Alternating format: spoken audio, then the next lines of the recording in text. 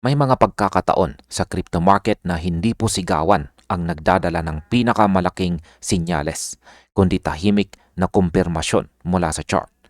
Habang marami ang nakatuon sa intraday moves at mabilis na volatility, may mga analyst na tumitingin sa mas malaking larawan.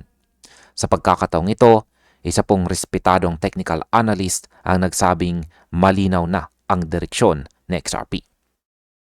Hindi base sa hype, kundi base sa structure. Sa bidong ito ay pag-usapan po natin kung paano po ipinapakita ng chart ang posibleng paglalakbay ng XRP papuntang $27 at kung bakit ito mahalaga sa atin bilang mga traders, investors at mga long-term holders. At ayan, bakit nga ba mahalaga ang long-term chart na ibinahagi rito ng analyst na si Chart Nerd? Ang chart na ibinahagi rito ni Chart Nerd ay ay hindi po basta pang short-term trade lamang. Ito ay weekly XRP USD chart na nagpapakita ng multi-year structure. Ang ganitong chart ay ginagamit para makita ang tunay na direksyon ng market. Hindi ito apektado ng ingay sa araw-araw na galaw. Dito po makikita ang pagsasama ng Fibonacci extensions at saka Elliott wave structure.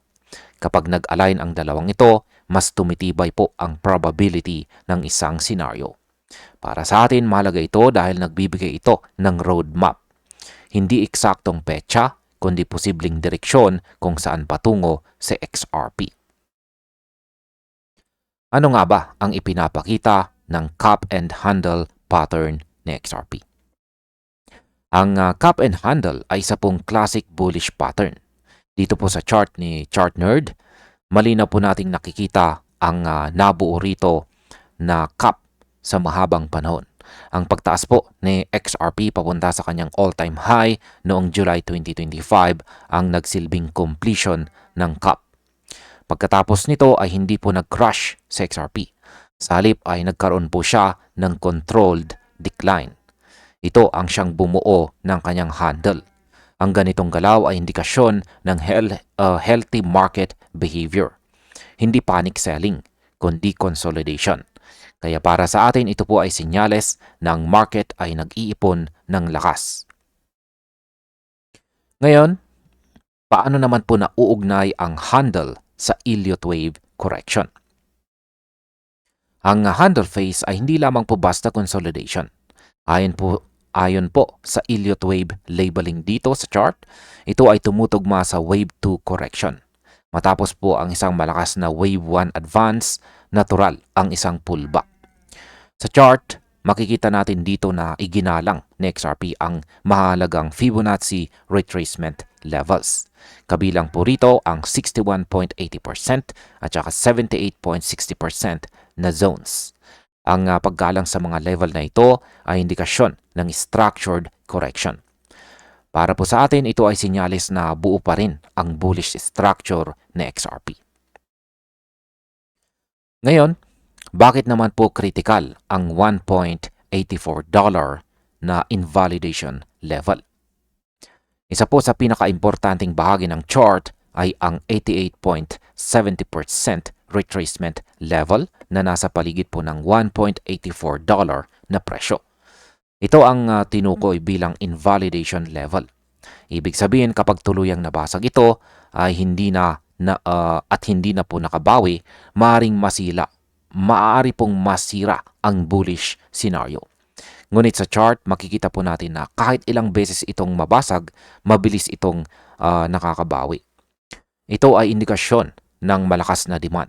Para sa atin, mahalagang bantayan po natin ang level na ito dahil hanggat hawak ito ng XRP, buhay ang bullish roadmap. Ngayon, ano naman ang ibig sabihin ng paglipat mula wave 2 papuntang wave 3?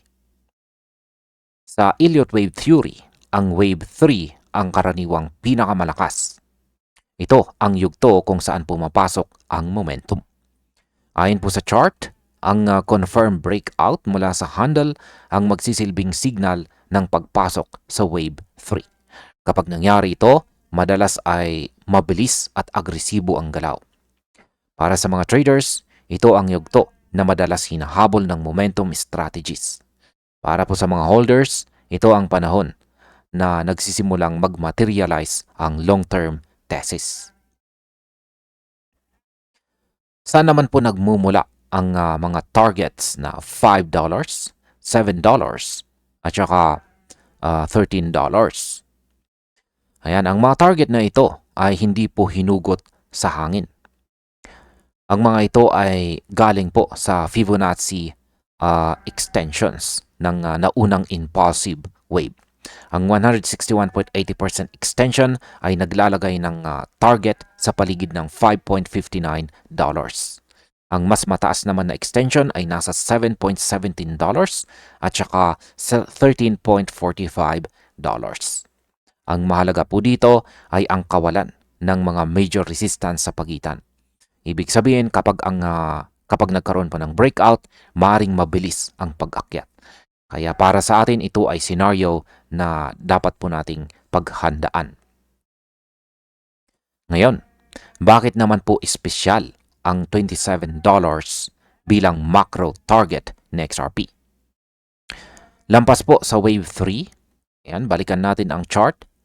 Ipinapakita po ng chart dito ang posibleng wave 5. Dito po pumapasok ang macro targets. Ang Fibonacci extension sa yugtong ito ay naglalagay po ng range mula $19 hanggang $28. Ang $27 ay tumutugma po sa upper projection. Hindi po ito garantiya, kundi technical na posibilidad.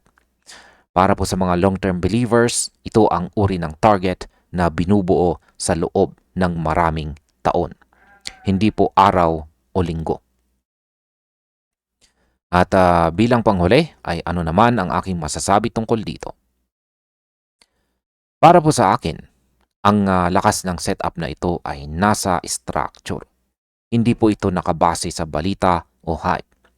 Ito ay kombinasyon ng pattern, wave theory at Fibonacci. Hindi ibig sabihin ay diretso po ang akyat. May wave for consolidation pa na inaasahan. Ngunit hanggat buo po ang structure, malinaw ang direksyon. Kaya bilang mga traders at holders, tayo po ay dapat marunong magbasa ng ganitong signal. Dahil ang chart ay madalas nagsasalita bago ang balita. Yan po yung aktual na sinabi ni Chartner dito, XRP confluence with our $27 macro targets. Thieves never lie. Patience wins every time.